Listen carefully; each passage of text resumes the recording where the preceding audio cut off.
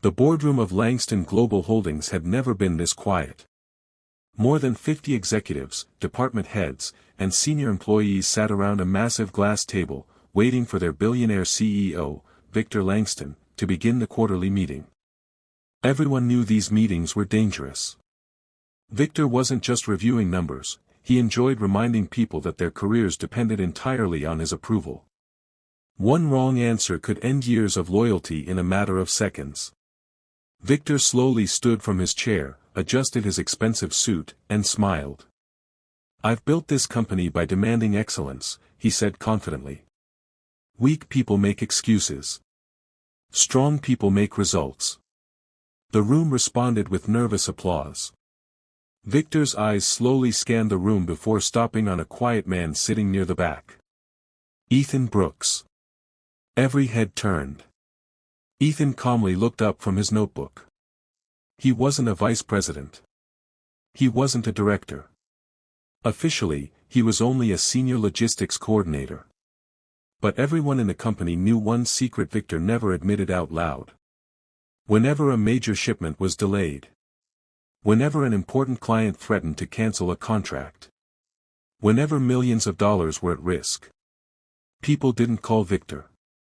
They called Ethan. For 8 years, Ethan had quietly solved impossible problems while others received the promotions and applause. He never complained because every paycheck had a purpose. 5 years earlier, his wife, Emma, had lost her battle with cancer, leaving Ethan to raise their 8-year-old daughter, Lily, alone. Since then, his entire world revolved around one promise. No matter how hard life becomes, Lily will never feel like she has less because her mother is gone. Every morning he packed her lunch. Every evening he helped with homework. Every weekend he worked overtime so she could continue ballet lessons, the one dream Emma had always wanted for their daughter. Nobody at Langston Global knew how many nights Ethan skipped dinner just to save money for Lily's future. Victor walked toward Ethan with his hands in his pockets. "Tell everyone," Victor said loudly, "why you've refused 3 management promotions." Ethan answered politely. "My daughter needs me." The extra salary wasn't worth never seeing her. Several employees smiled with respect. Victor laughed. "So, family comes before ambition. It always will." Victor's smile disappeared. "That's exactly why you'll never become successful." Silence. Victor turned toward everyone. "Do you know why most people stay poor?" Nobody answered. "Because they're slaves to emotion." He pointed directly at Ethan. "He's the perfect example." A few executives forced awkward laughs. Victor continued. "If I fired him today." He paused dramatically. "He'd lose everything." The room became painfully quiet. Victor stepped even closer. "So tell me, Ethan, if I dared you to quit right now, would you?" Nobody breathed. Everyone knew this wasn't a question. It was public humiliation. Ethan remained silent. Victor smirked. "That's what I thought." He looked around the room. "This company feeds your family, Ethan. Without me, your daughter loses her home." Several employees lowered their heads. Even they felt uncomfortable. Victor folded his arms. "So here's my challenge." He smiled. "I dare you." He pointed toward the exit. "Quit." The room froze. Victor expected Ethan to apologize. Instead, Ethan slowly closed his notebook. He stood. Not angrily. Not emotionally. Just calmly. He looked Victor directly in the eyes. "You know," Ethan said quietly, "my father once told me something I'll never forget." Victor rolled his eyes. "A man's salary feeds his family, but his dignity teaches them how to live." The room was silent. Ethan continued. "My daughter watches everything I do." He reached into his wallet and pulled out a small photograph of Lily. "If I stay after being treated like this." He looked at her picture. I'll teach her that fear is more valuable than self-respect. Victor laughed loudly. So you're actually going to do it? Ethan smiled for the first time. You didn't fire me, Victor. He gently placed his employee ID card on the conference table. I resign. Gasps filled the room. One executive accidentally dropped his pen. Another whispered. He's serious. Victor's confident smile faded. You'll regret this by tomorrow. Ethan simply nodded. Maybe. He picked up his notebook. But my daughter never will. Without another word, he walked out. The entire boardroom remained frozen. Victor forced himself to laugh. Give him 30 minutes. He waved dismissively. He'll come crawling back. But 30 minutes later. Ethan wasn't begging. He was packing. Inside the operations department, dozens of employees watched in complete silence as Ethan carefully folded family photos into a worn cardboard box. A coffee mug Lily had painted in second grade. A tiny paper star she had written, "Best Dad Ever," on. A framed picture of Emma smiling beside the ocean. Every item carried a memory. Every memory reminded Ethan why he refused to stay. A young employee named Kevin approached him nervously. Mr. Brooks. Ethan looked up. You don't have another job. No. You have bills. I do. You have a daughter. I know. Kevin swallowed. Aren't you scared? Ethan smiled gently. Terrified. Kevin looked confused. Then why are you so calm? Ethan closed the box. Because courage isn't the absence of fear. He lifted it into his arms. It's choosing what matters more. Those words spread across the office faster than any company email ever had. People stopped working. Some secretly wiped tears from their eyes. Others quietly shook Ethan's hand. One receptionist whispered. I've worked here 12 years. And today is the first time I've seen someone stand up to him. Ethan smiled. Don't stand up to a person. He corrected softly. Stand up for yourself. Upstairs. Victor watched everything through the security cameras. He expected panic. Instead, he saw respect. Employees weren't laughing at Ethan. They were watching him like a hero. Victor's assistant entered. Sir. What? 3 department managers have requested meetings. Victor smiled. They're probably thanking me. The assistant hesitated. They're resigning. Victor's smile disappeared. What? And. She took a deep breath. Our biggest logistics client called. Victor frowned. What do they want?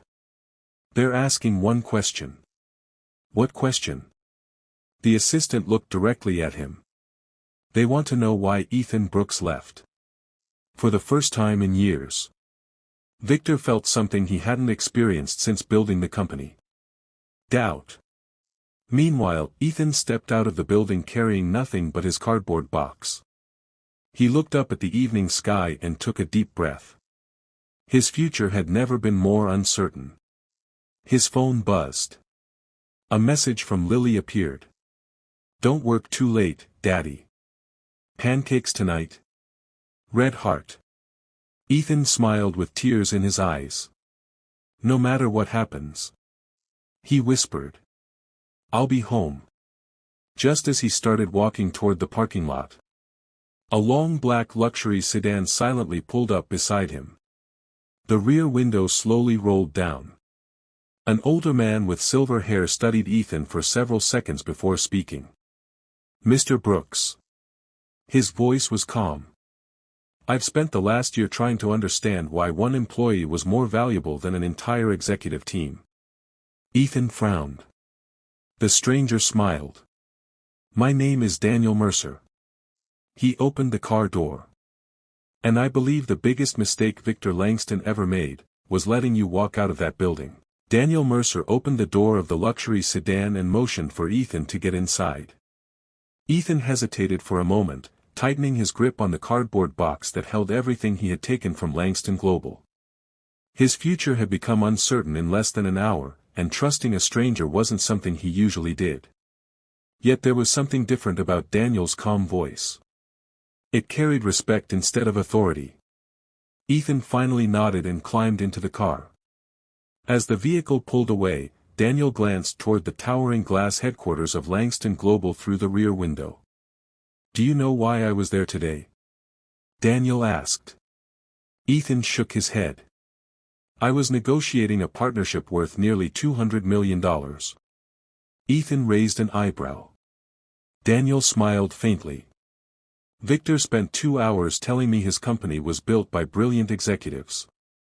He paused before looking directly at Ethan. "But when I walked through the operations floor, every employee I spoke with mentioned only one name. Ethan Brooks." Ethan looked surprised. "I've never even met you before." "You didn't have to," Daniel replied. "Great leaders don't advertise themselves. Their work speaks for them." A few minutes later, the car stopped outside Mercer Dynamics headquarters. Unlike Langston Global's marble entrance and expensive decorations, Mercer Dynamics felt warm and alive. Employees laughed together in the lobby. Managers carried their own laptops instead of handing them to assistants. Even the receptionist greeted Daniel by his first name. Ethan noticed something immediately. People here weren't afraid. Daniel smiled after seeing Ethan's expression. "Different atmosphere, isn't it? It feels." Ethan searched for the right word. "Human." Daniel laughed. "Exactly." Inside the conference room, several senior executives stood as Ethan entered. One after another, they shook his hand. Nobody asked about his resume. Nobody questioned why he had resigned. Instead, Daniel projected several charts onto a large screen. "This," he said, pointing to a graph, "is Langston Global's delivery performance over the last 8 years. The numbers rose steadily." Daniel pressed another button. "This is every project Ethan Brooks personally managed." The room became silent. Every major improvement, every successful emergency recovery, every multimillion-dollar client retention, carried Ethan's name. Daniel folded his arms. Victor thought he built those numbers. He smiled. He didn't. He looked at Ethan. "You did." Ethan stared at the screen in disbelief. For the first time in his career, someone had noticed. Daniel slid a folder across the table. "I'd like to offer you the position of Director of Global Operations." Ethan slowly opened the folder. His breathing stopped. The salary was nearly double what he had earned before. Flexible working hours. Health insurance. Education benefits for Lily. Annual bonuses. And one sentence highlighted in bold. "Family always comes first." Ethan looked up. "This can't be real." Daniel smiled.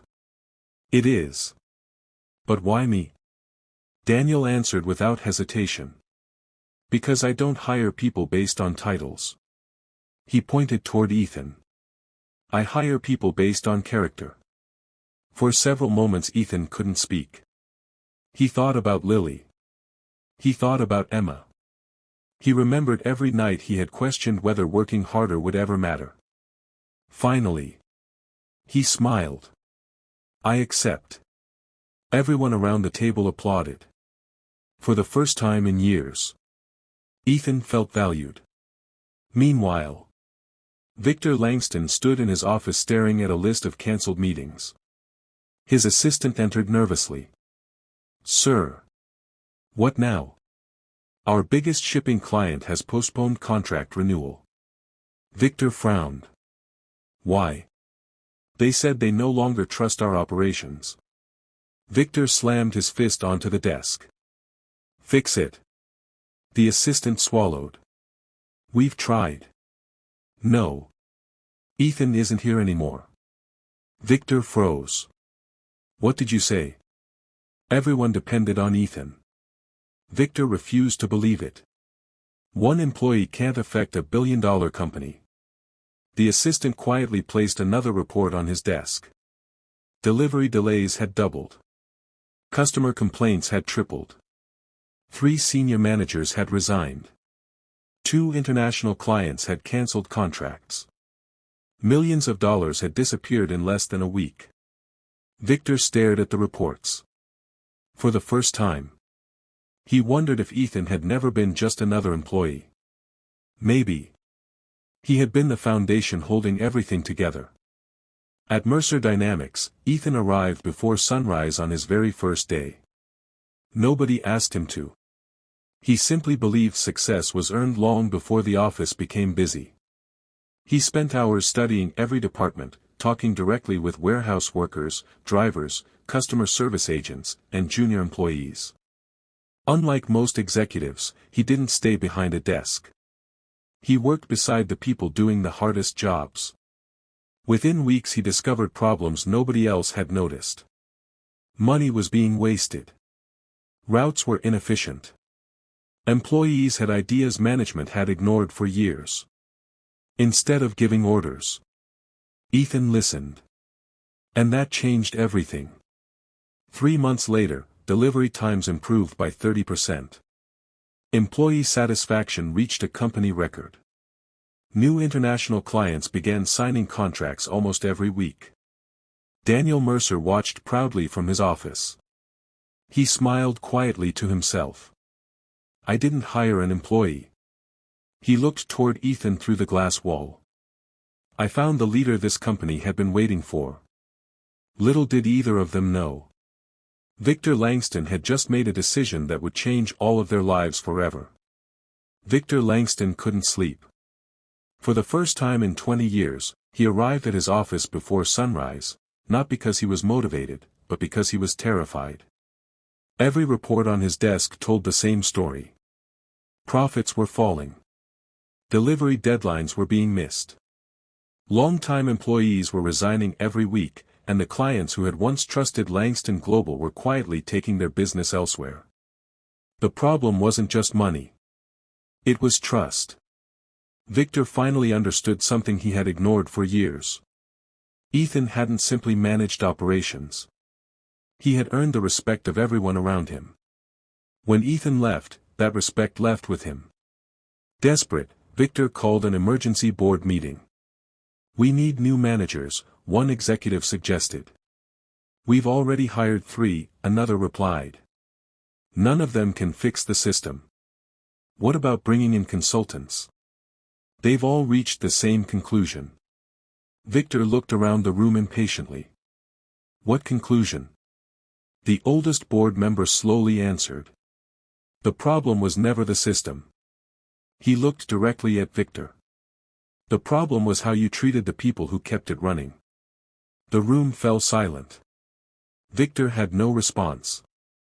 Meanwhile, Ethan's new life was beginning to flourish.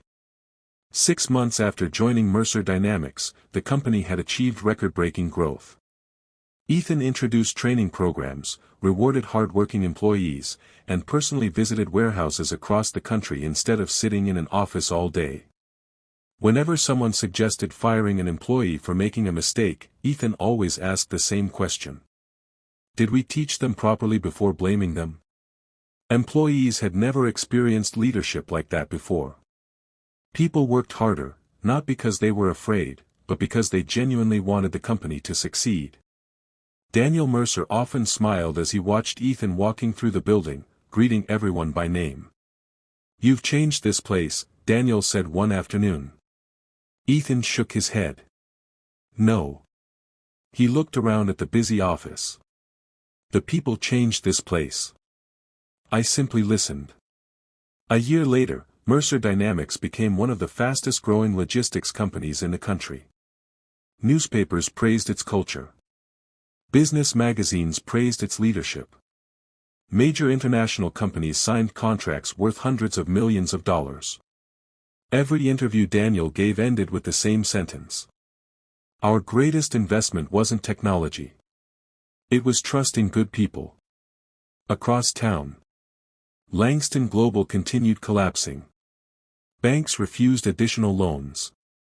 Investors lost confidence. The company's stock value dropped month after month. Finally, Victor accepted something he never imagined he would do. He called Daniel Mercer. "I'd like to discuss a partnership." Daniel calmly replied, "I'll meet you tomorrow." The next afternoon, Victor walked into Mercer Dynamics headquarters. The moment he entered the lobby, he noticed something strange. Employees smiled. People laughed. Nobody looked frightened. For a brief moment, Victor remembered what his own company had once felt like before fear replaced respect. As he waited outside the conference room, the doors opened. Ethan walked in carrying a folder. For several seconds, neither man spoke. Victor forced a smile. "Congratulations." Ethan nodded politely. "Thank you." The meeting lasted nearly 2 hours. Daniel listened carefully while Victor explained why their companies should work together. When Victor finished, Daniel closed the file. "I'm afraid we can't accept." Victor frowned. "Why not?" Daniel answered calmly. "Because partnerships are built on trust. And trust begins with leadership." Victor lowered his eyes. For the first time in years, he had nothing left to argue. A few months later, the inevitable happened. Langston Global officially declared bankruptcy. News channels covered the story for days. Many people blamed the economy. Others blamed competition. But those who had worked inside the company knew the real reason. A company doesn't collapse the day it runs out of money. It collapses the day its people stop believing in it. Several weeks later, Victor stood outside Mercer Dynamics carrying nothing but a small folder. No luxury car. No assistants. No bodyguards. He quietly approached the reception desk. "I'd like to see Mr. Brooks." The receptionist smiled politely. "Do you have an appointment, sir?" Victor looked down. "No. I'm sorry, sir." She answered gently. "Mr. Brooks is in meetings today." Victor nodded. He understood. Years earlier, those same words had been spoken to countless employees trying to meet him. As he turned to leave, the elevator doors opened. Ethan stepped out. He immediately noticed Victor standing alone. "Ethan," Victor said softly. "I only need 5 minutes." Ethan agreed. They walked into a small meeting room. Victor placed the folder on the table. "My company is gone. My reputation is gone." He struggled to continue. "I spent years believing fear made me a strong leader. I was wrong." Silence filled the room. Finally Victor looked up. "I'm not asking for my company back. I'm asking for a chance to become a better man." Ethan looked at him for several moments before opening a drawer. He removed a single sheet of paper and placed it on the table. Victor picked it up. It contained dozens of names. Former employees. People Victor had insulted, ignored, or unfairly dismissed. Ethan spoke quietly. "When I walked out of your office carrying a cardboard box, I needed a job." He paused. "Today you walked into mine." Victor remained silent. Ethan continued. "I can't erase your past. But I can give you a place to start." He pointed at the list. "Find every one of these people. Look them in the eyes. And apologize. When you've learned to value people more than profits." He stood. "You'll never truly fail again." Victor's eyes filled with tears. He slowly folded the paper and slipped it into his pocket. Without saying another word, he walked away. A week later, Ethan attended Lily's school award ceremony. Parents filled the auditorium as children took turns speaking about the people they admired most. When Lily stepped onto the stage, she smiled toward the front row. My hero isn't a superhero.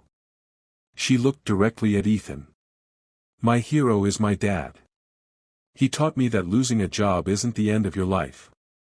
But losing your kindness and self-respect might be. Tears filled Ethan's eyes as the audience erupted into applause. In that moment, he realized something no promotion, no salary, and no title could ever replace. The greatest success of his life wasn't rebuilding a company. It was raising a daughter who understood the true meaning of courage. And as the lights dimmed, one lesson remained clear. A paycheck can provide a living. But character creates a legacy that lasts forever. If this story touched your heart, don't forget to subscribe, like, and share. More emotional stories with unforgettable twists are coming soon.